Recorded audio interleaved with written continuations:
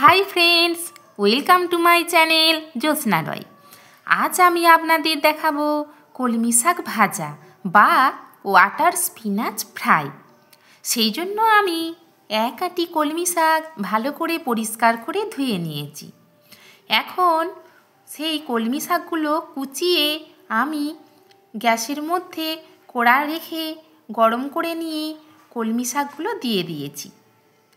সেই কোচানো কলমি শাকে পরিমাণ মতো নুন দিয়ে আমি নাড়াচাড়া করে নিলাম। এখন একটি ঢাকা দিয়ে আমি মিডিয়াম আঁচে কলমি শাক সেদ্ধ করে নেব। 10 মিনিট কলমি শাক এইভাবে চাপা দিয়ে সেদ্ধ করে নেব। এই কলমি শাক আমাদের শরীরের পক্ষে ভীষণ উপকারী একটি শাক। এর মধ্যে রয়েছে প্রচুর পরিমাণে ভিটামিন, মিনারেলস, পটাশিয়াম এবং আয়রন। এই আয়রন আমাদের অ্যানিমিয়া দূর করতে সাহায্য করে। 10 মিনিট পর এখন আমি দেখে নেব যে শাকটা সেদ্ধ হয়েছে কিনা।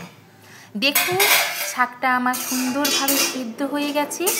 এখন আমি একটা পেঁয়াজকে ভালো করে কুচিয়ে নিয়েছি এবং 4 কোয়া রসুন থেঁতো করে নিয়েছি, আর একটি কাঁচা লঙ্কা চিড়ে নিয়েছি। আমি কড়া থেকে শাকগুলি একটি প্লেটের মধ্যে নামিয়ে রাখলাম।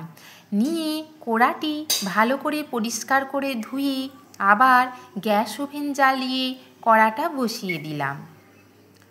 কড়া গরম হয়ে গেলে তার মধ্যে আমি পরিমাণ মতো তেল দিলাম। এটি সরষের তেল দিলাম।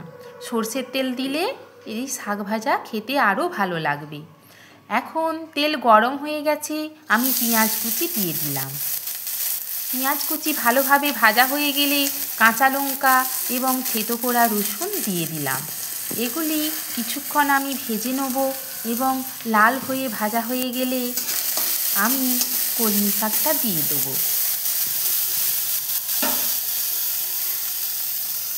মিডিয়াম হিটে এখন পেঁয়াজ, রসুন, কাঁচা লঙ্কা প্রায় ভাজা হয়ে গিয়েছে।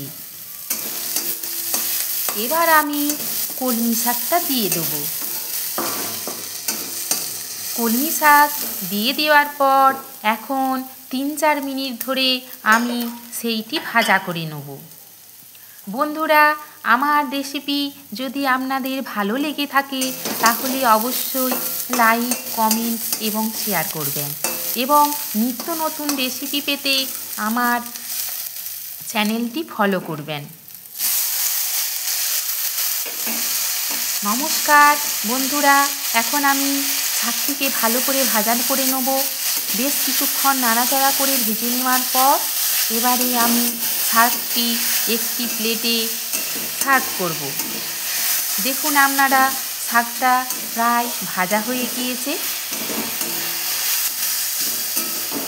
এবারে আমি শাকটা ভাজা হয়ে যাবার পর একটি প্লেটের মধ্যে নামিয়ে নেব। আমার চ্যানেলে এই রেসিপিটি দেখার জন্য আপনাদেরকে অনেক ধন্যবাদ। আপনারা এইভাবেই আমার পাশে থাকুন এবং আমার রেসিপিগুলো দেখতে থাকুন। নমস্কার।